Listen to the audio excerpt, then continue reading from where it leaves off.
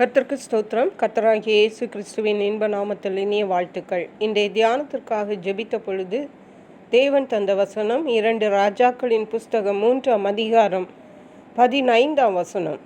இப்போதும் ஒரு சுரமண்டல வாத்தியக்காரனை என்னிடத்தில் கொண்டு வாருங்கள் என்றான்.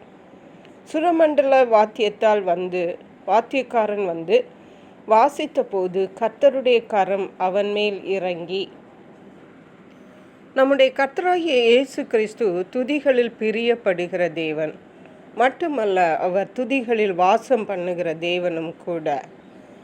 இந்த தேவனை நாம் துதிக்க வேண்டும் என்பது அவருடைய அலாதி பிரியம். நாம் வாசித்த இந்த வசனம் எலிசா தீர்க்கதரிசியை பற்றினதான ஒரு வசனம். அதாவது இஸ்ரவேலின் 3 ராஜாக்களும் மோவாபியருக்கும் இடையிலே யுத்தம் வந்த பொழுது இந்த இஸ்ரவேலின் ராஜாக்கள் தேவன் என்ன சொல்லுகிறார் என்று எலிசா தீர்க்கதரிசியிடத்தில் வந்த பொழுது எலிசா தீர்க்கதரிசி சொன்னார், இப்போதும் ஒரு சுரமண்டல வாத்தியக்காரனை என்னிடத்தில் கொண்டு வாருங்கள் என்றான். சுரமண்டல வாத்தியக்காரன் வாசித்த போது கர்த்தருடைய கரம் அவன் மேல் இறங்கி. இங்கே சுரமண்டல வாத்தியம் தேவனை துதித்து பாடுவதற்கு பயன்படுத்தப்படுகிறது. இந்த வாத்தியத்தை வாசித்த பொழுது கர்த்தருடைய கரம் அவன் மேல் இறங்கிற்று. ஹல்லேலூயா. நாம் தேவனுக்கு பாடல்களை பாடும் பொழுது நாம் வாத்திய கருவிகளை, இசை கருவிகளை கொண்டு கர்த்தரை துதிப்பது தேவனுக்கு பிரியமாயிருக்கும்.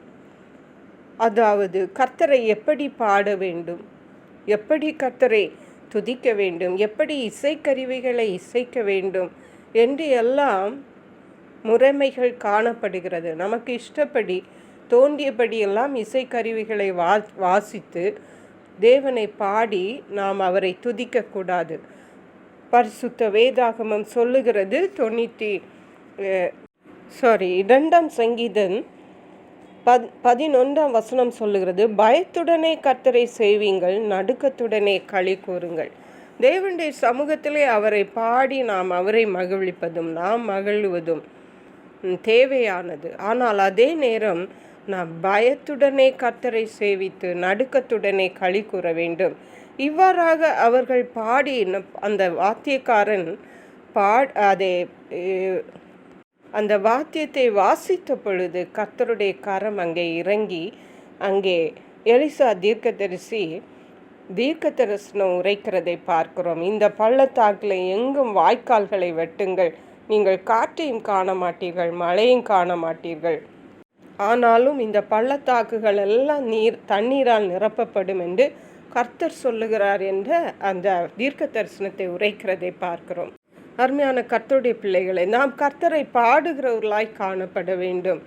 நாம் கூடிய மட்டும் இசைக்கருவிகளை கற்றுக்கொண்டு தேவனுக்கென்றே பாடல்களை பாடும் பொழுது கர்த்தர் அதன் மேல் பிரியப்படுவார். மட்டுமல்ல, அதில் தேவனுடைய வல்லமை விளங்கும் என்பதை நாம் புரிந்து கொள்ள வேண்டும். தேவனை எப்படி துதித்து பாட வேண்டுமோ பயத்தோடு நடுக்கத்தோடு நாம் கர்த்தரை துதித்து பாடி களி கூறும் பொழுது கர்த்தருடைய வல்லமை நம்முடைய வாழ்விலே உணர்ந்து கொள்ள முடியும். கர்த்தர் தாமே அதற்கேற்ற கிருபைகளை நமக்கு தந்தருளுவாராக. ஜெபிப்போம். எங்களை கிருபையை நேசித்து பாதுகாத்து வழி நடத்துகிற எங்கள் அன்பின் தகப்பனே, ஆசீர்வதிக்கப்பட்ட இந்த நல்ல நாளுக்காக நன்றி.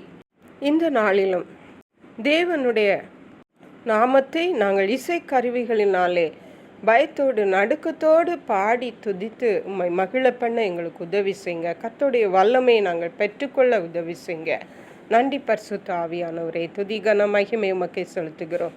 மீட்பரும் இரட்சகருமாகிய இயேசு கிறிஸ்துவின் இன்ப நாமத்தில் ஜெபிக்கிறோம் எங்கள் அன்புள்ள பரமபிதாவே. ஆமென். God bless you.